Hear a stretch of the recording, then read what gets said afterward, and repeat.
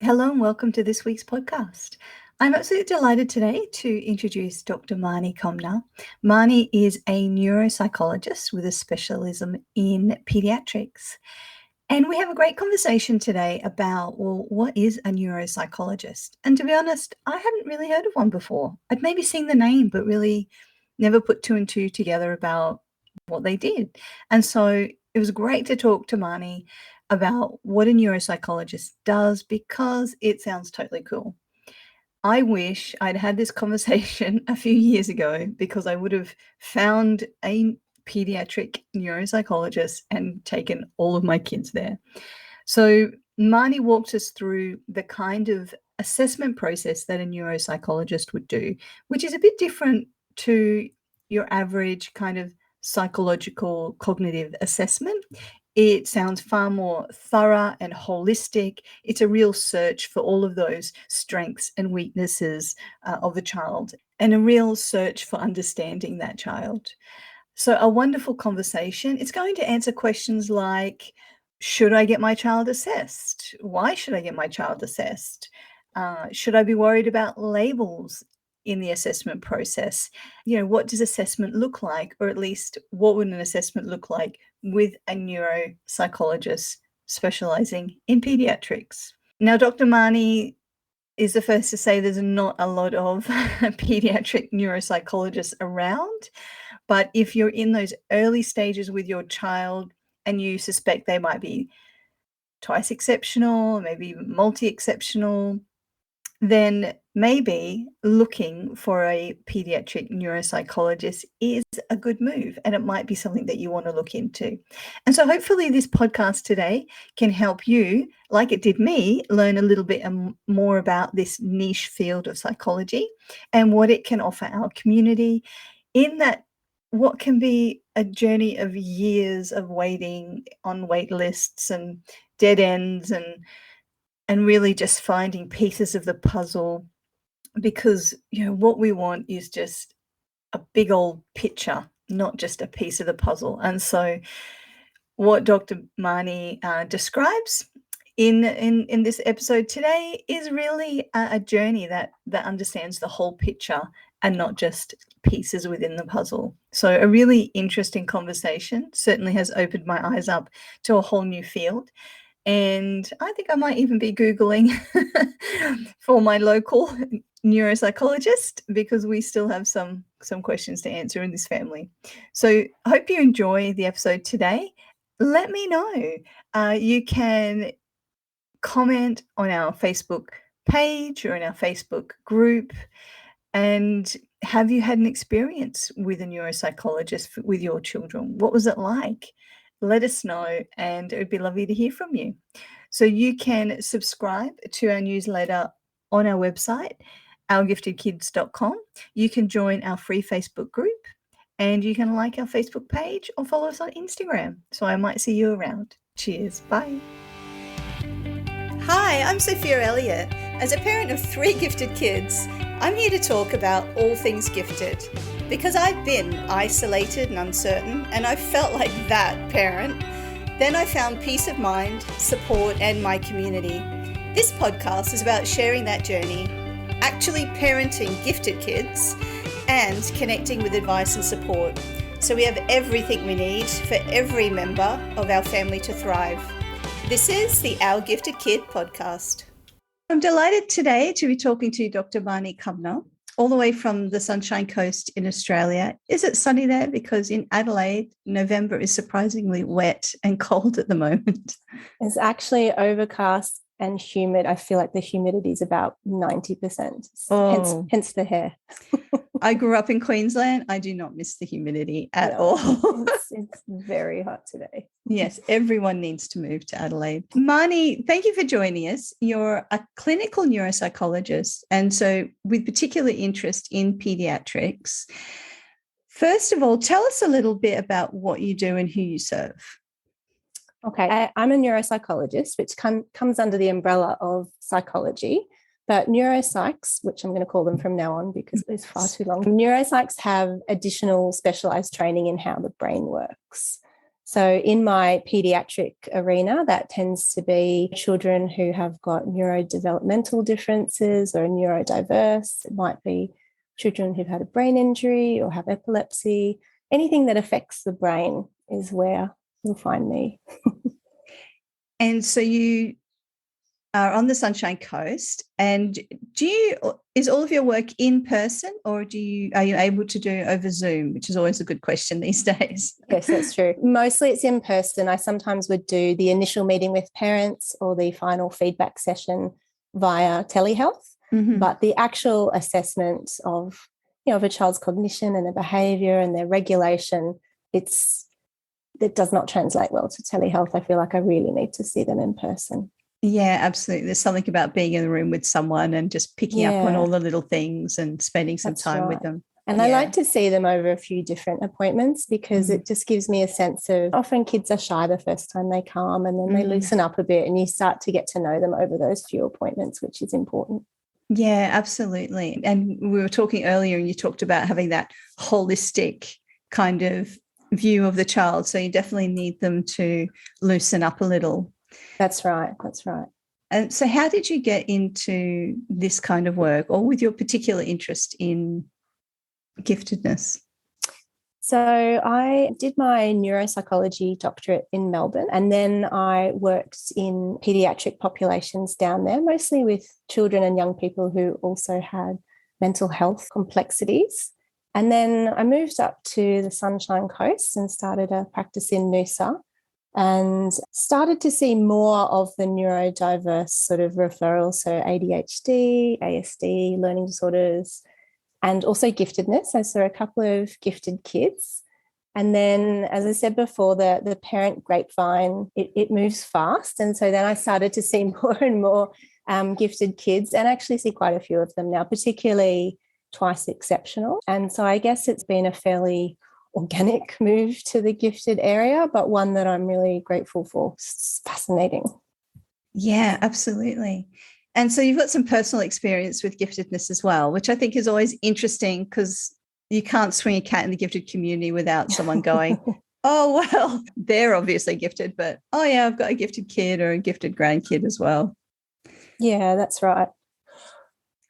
So my personal experience is, so I had already been seeing gifted kids for assessment in my private practice. And then when my first daughter came along, she was, as we said earlier, kind of the in-your-face, obviously gifted, spoke very early and at great length and complexity, had an absolute fascination with space at the ripe old age of 3, came up with a theory of gravitational waves, her own personal one at about 4. So she was really a really quirky, obviously different child. And so, and she's been going along just fine, but because of my professional interest in this area, I popped her off to have an assessment, which I just think is fascinating. I mean, why would we not want to know more about our children's strengths and challenges? It's such useful information.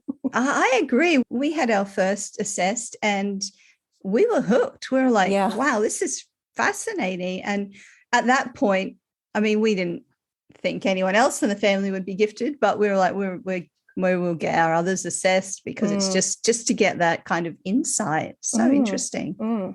I mean, I'm clearly biased, but I do think that everybody would benefit from this sort of assessment. It just, when it comes to learning, I think it's hard.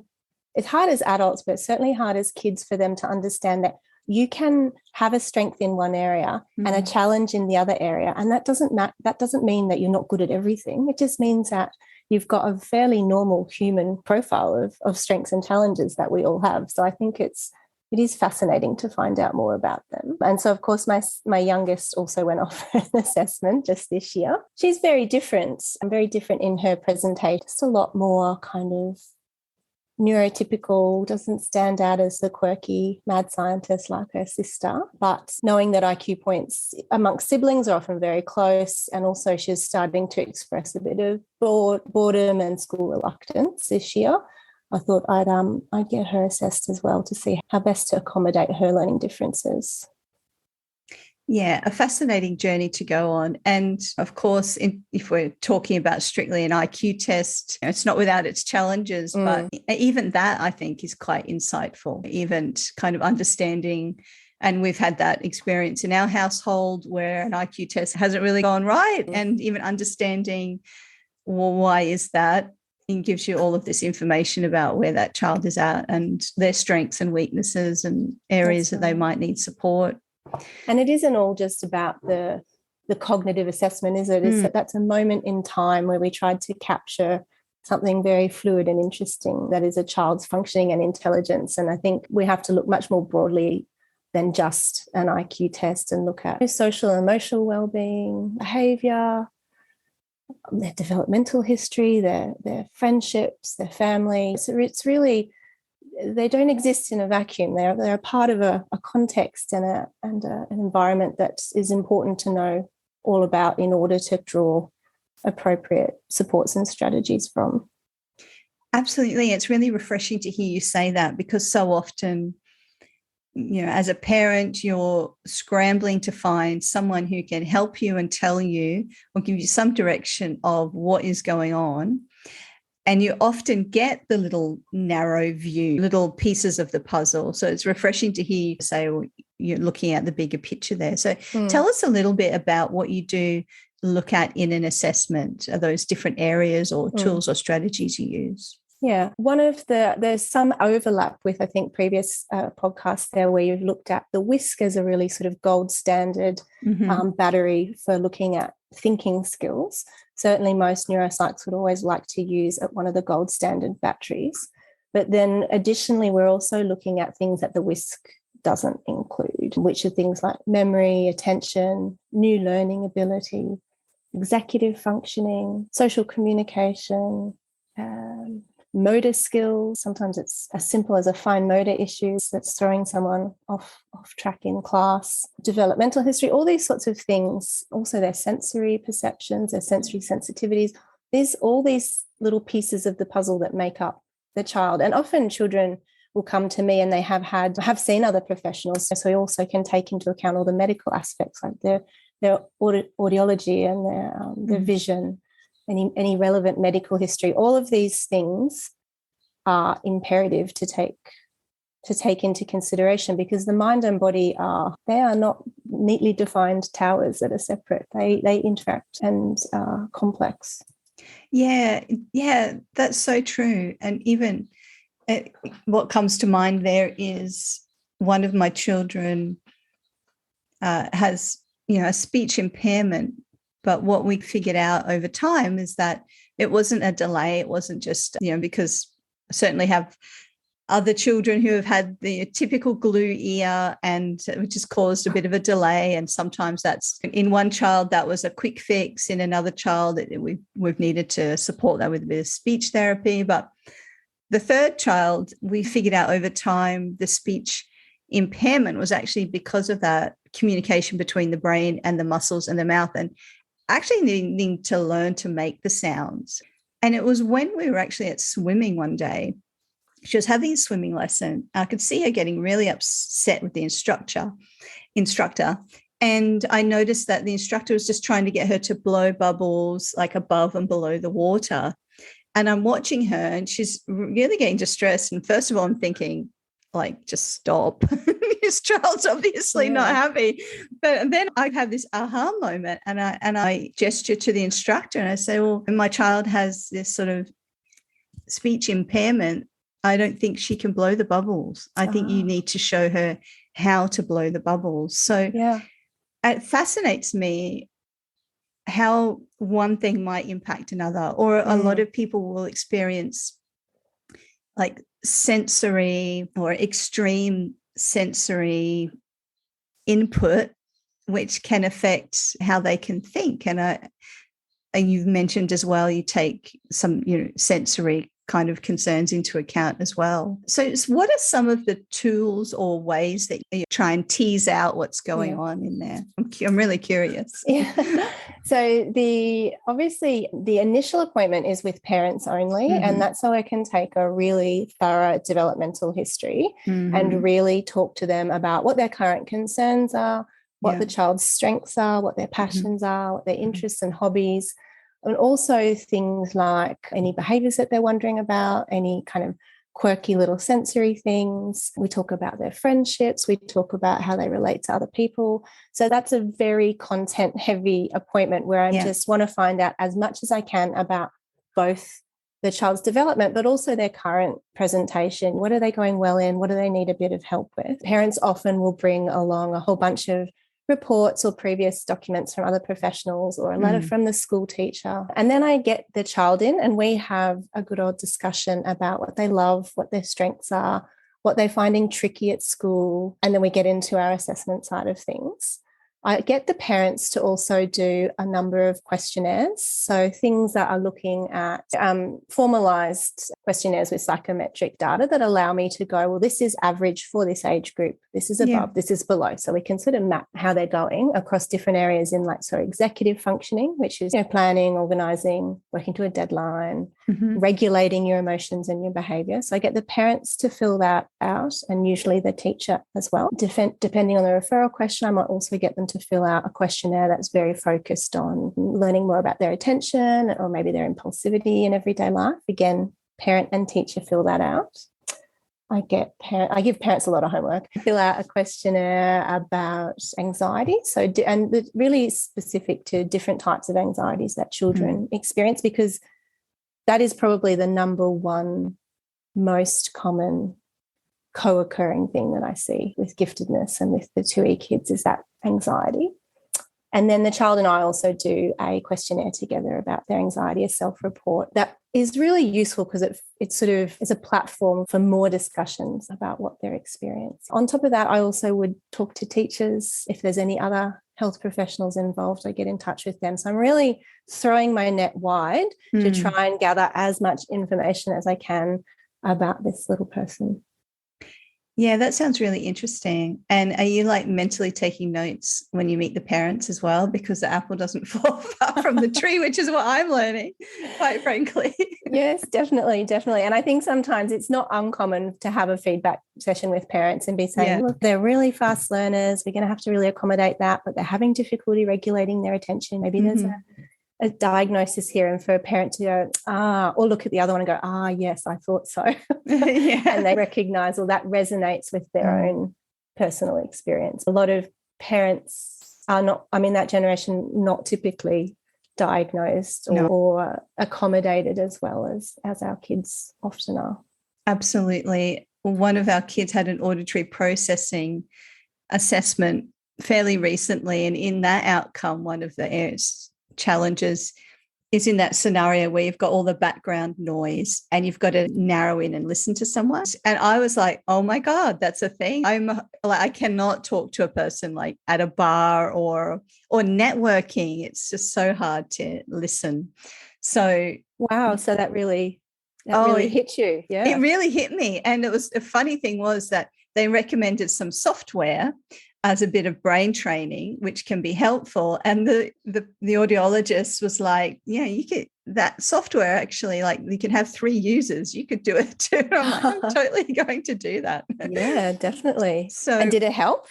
We haven't done it yet because we're all just a bit knackered, and we're going to do it early next year. So I'm curious to see how we all go.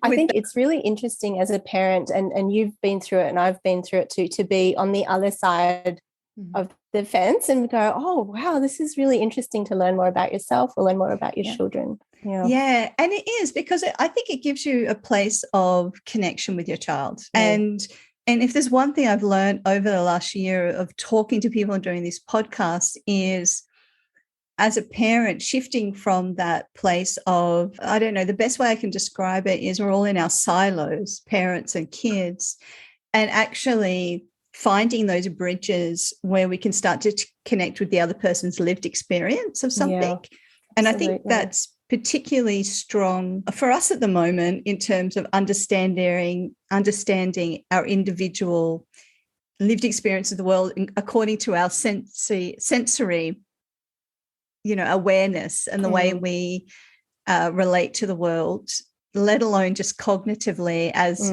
gifted, That's right. and what that means. And I think for me, that's probably where there is almost needs to be that big shift, is kind of shifting into that place of understanding individuals actually have a different lived experience. Because I remember doing a questionnaire earlier in the year as a part of my own assessment, and I was writing notes on this, ticking the boxes, and just like, well, doesn't everyone do that? Doesn't everyone do that? What do you mean people don't do that? Like, it blew my brains to think that not everyone did these things that I would do. And so when I think about my kids, they're just assuming everyone is the same as them, or what they experience is normal or typical. So it can make it hard to articulate then, oh, actually, I am struggling with noise and that's causing me to melt down, when actually you just assume everyone has the same experience. That's right. Noise. That's right. So, and particularly, I think also with our 2E kids, so kids who are gifted on the spectrum, that difficulty with perspective taking and theory of mind would mean that you assume how you perceive the world is how other people perceive the world, which is exactly what you're saying. So maybe not something worth remarking on, that it's too loud in the classroom, or there's too many bright pictures near your desk, because you're assuming everybody else feels the same. And so it's not worth noting. Exactly. Exactly. Coming as a surprise. I think it can be, that's part of, I think, what's useful with doing an assessment of a child's strengths and challenges is what you said there about the building the bridges of that connection and understanding and empathy for parents. So often parents are feeling really frustrated by certain behaviours or by certain little idiosyncrasies, and it's so powerful to be able to say, actually, this is not mischief or maliciousness or being naughty or they need to pull up their socks. It's none of that. There's a genuine difficulty with X, Y, Z, and that's why this is coming out in this behaviour. And I can see that parents sometimes just need to have that context to go, oh, right, okay.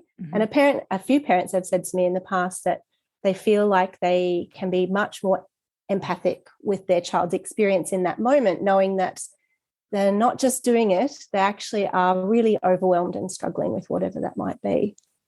Yes, absolutely. I think it helps shift in that perspective. Yeah. And even like what you just said there, that shift from, oh, they're just being naughty, you're not firm enough with them, or like you said, they have to pull up their socks. That's almost like a generational shift to a sort of more, I don't know if current modern parenting is quite the right way of putting it, but, where we're starting to understand that behaviours are for a reason, and actually we need to understand the underlying reason to fix that, rather than just squish down the behaviour That's right. And I think sometimes people ask what would be the value in making a diagnosis here and actually formalising a label. People are rightly concerned about stigma and stereotypes.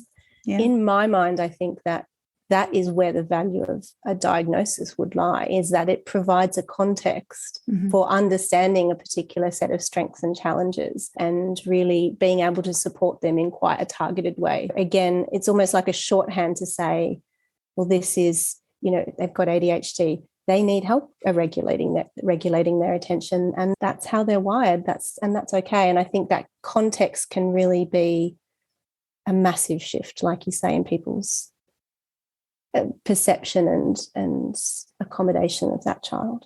Yeah, absolutely. So a wonderful process there of assessment, like you said, casting your net wide in terms of gathering that information, often pulling pieces of other reports together to see how they connect. And I absolutely see the benefit in that. And I wish I had found you here in Adelaide a few years ago, quite frankly, because it sounds amazing. And it's so hard to get someone to look holistically at your child and help you and put all those different pieces together. I noticed that one of the frequently asked questions on your website was actually around trauma. And so it's, what is the impact of early psychological trauma, such as abuse or neglect, on my child's development? And I guess I want to ask that question, but I also kind of want to say and ask about when we think of trauma, often we think of really big, ugly things that are obviously very traumatic. But my understanding of what might constitute trauma and therefore have an impact on a child can actually be a lot more subtle than that, and about just kind of meeting needs and things like that. So I thought it'd be helpful just to have a little chat about, first of all, what might trauma look like, and what impact might that have? Yeah.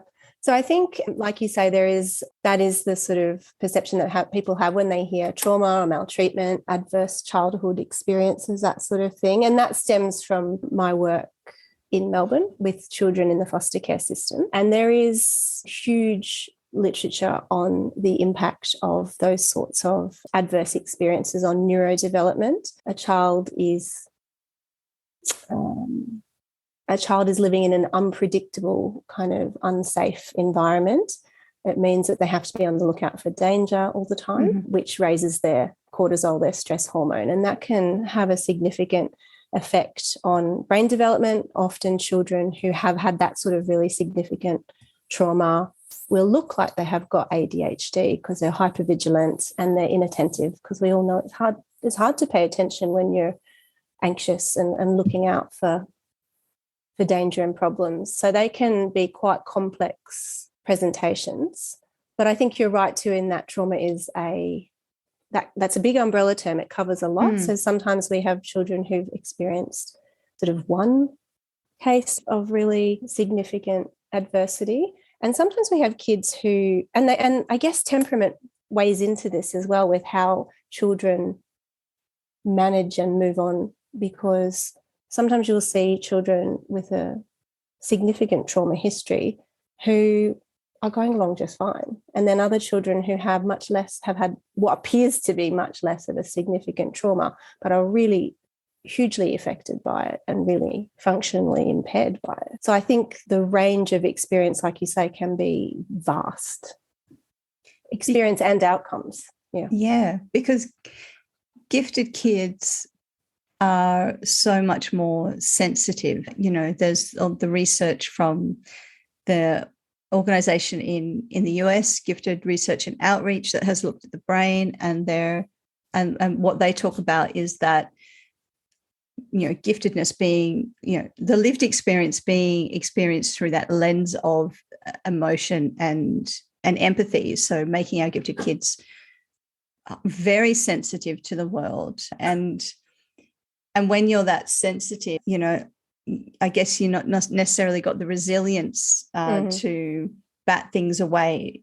There's potentially more that might create harm or end up in anxiety and stuff like that. Would that be right? Absolutely. Yeah, I would say absolutely. And I think the interesting thing there too is that the experience of anxiety in itself often, obviously distressing, but it also, the cognitive effect of anxiety is that it very much derails attention. And if you think about the last time you felt worried or anxious about something, it's very hard to focus. It's almost impossible to learn and retain something new if you're in that heightened state. We know that when kids are anxious, the higher cortical functions basically just go offline, and they move into that fight, flight or freeze response. And in that moment when they're heightened and distressed, they're actually really not taking anything in. They're just in survival mode. And so, as you say, when we've got gifted kids who maybe have got sensory differences, who are very in a distressed state in the classroom, often I hear kids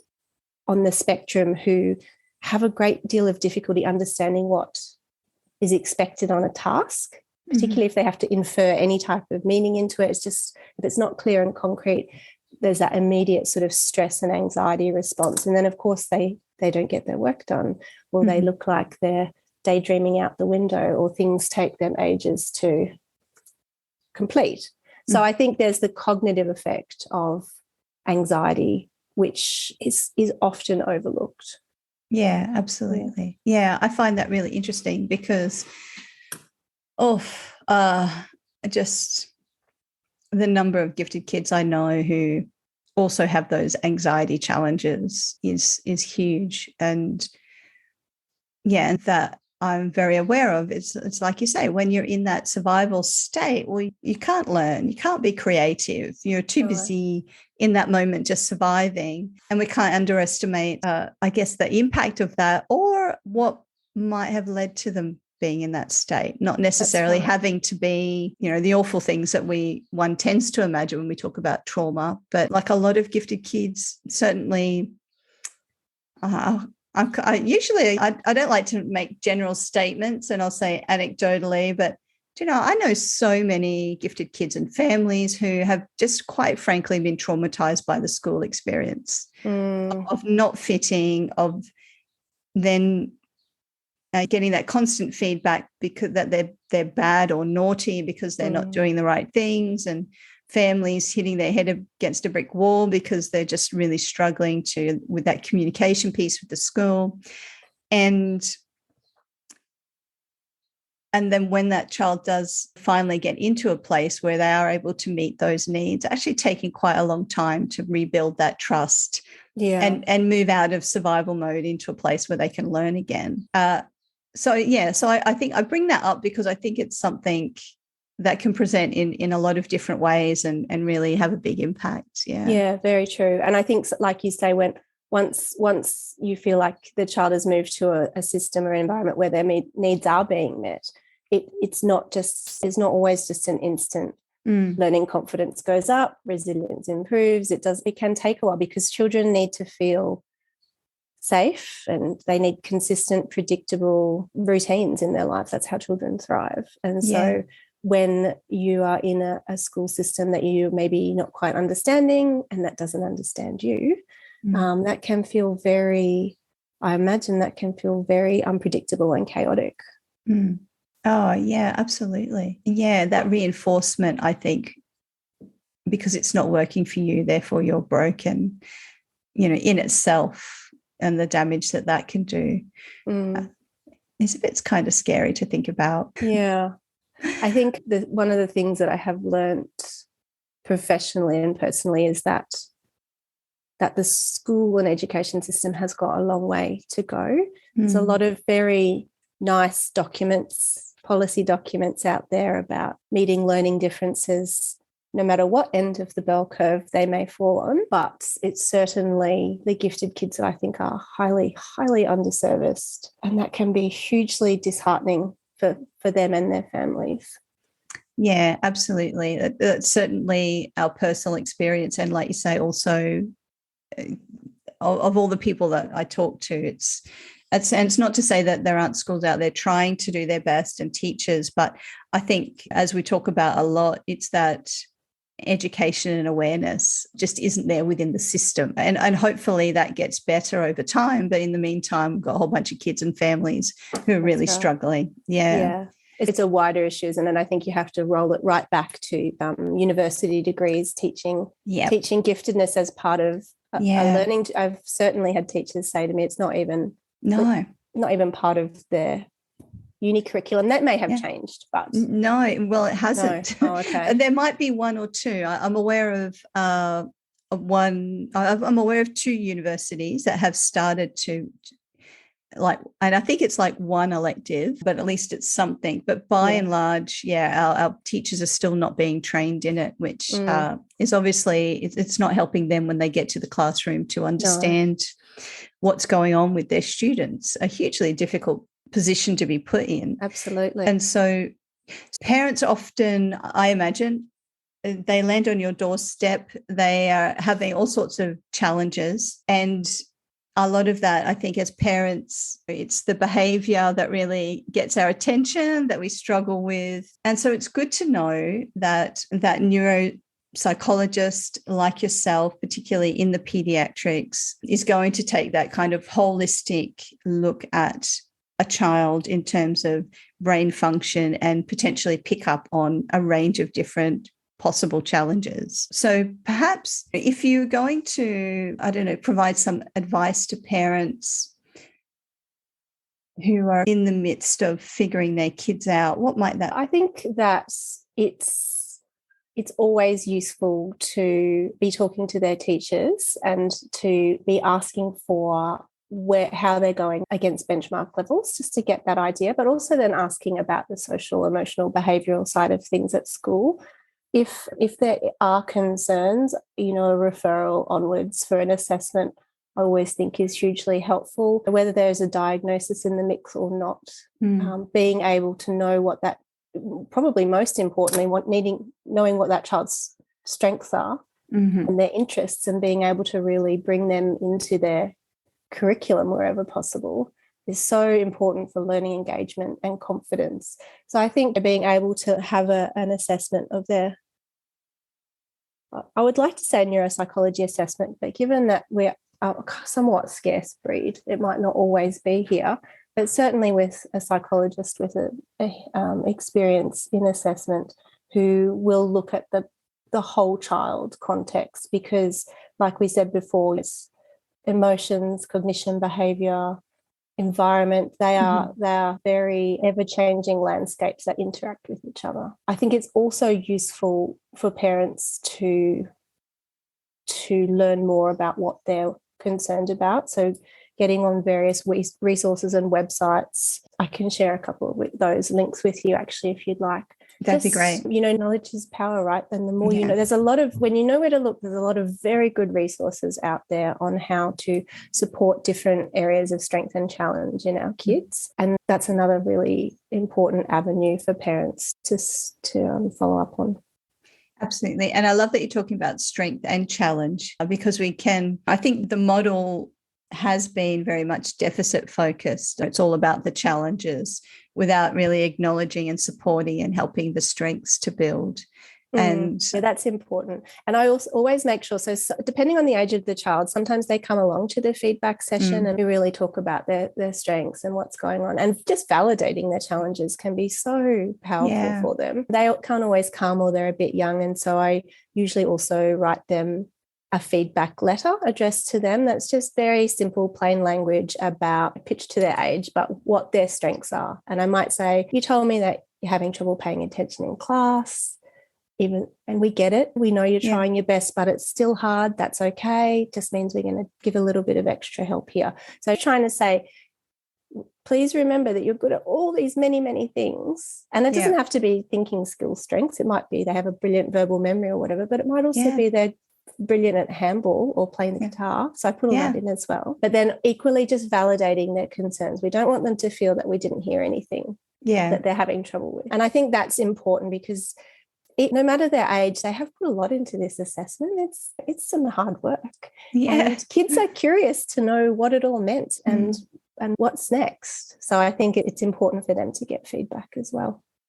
Yeah, I just think that's totally beautiful, because I think often in these processes, the kid doesn't get taken into account, let alone their own sort of feedback. So, bravo for doing that. That's really beautiful. It makes me feel a bit teary, because so often, those strengths can get overlooked. And it's this expectation that everyone has to be good at everything. And it's like, that's just, in no world is that the case. It's okay to go through school, and even for a neurotypical kid, some subjects you're better at than other subjects. That needs to be the new norm. Yes, absolutely. We definitely don't want them, because you think about that medical model, like you say, it's very deficits focused. You go to see a doctor when something's not going well. And I definitely don't want them to leave my office thinking they came to see me because there's something wrong with them. So I say when parents say, what should I tell them about why they're coming to see you? I say, well, the nutshell version is, it's my job to find out how they learn best.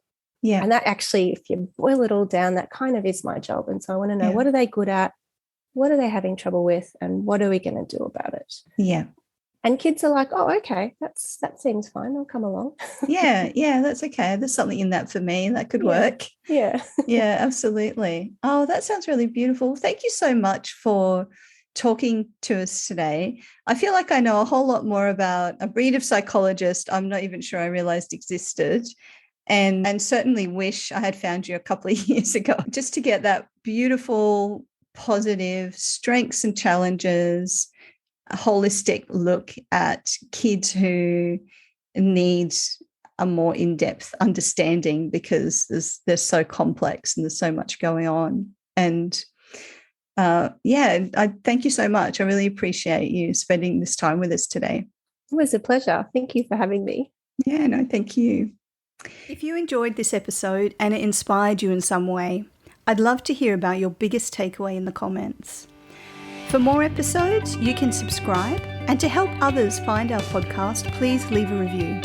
You can find show notes and more resources at ourgiftedkids.com, and connect with us on Facebook and Instagram. See you in the same place next week.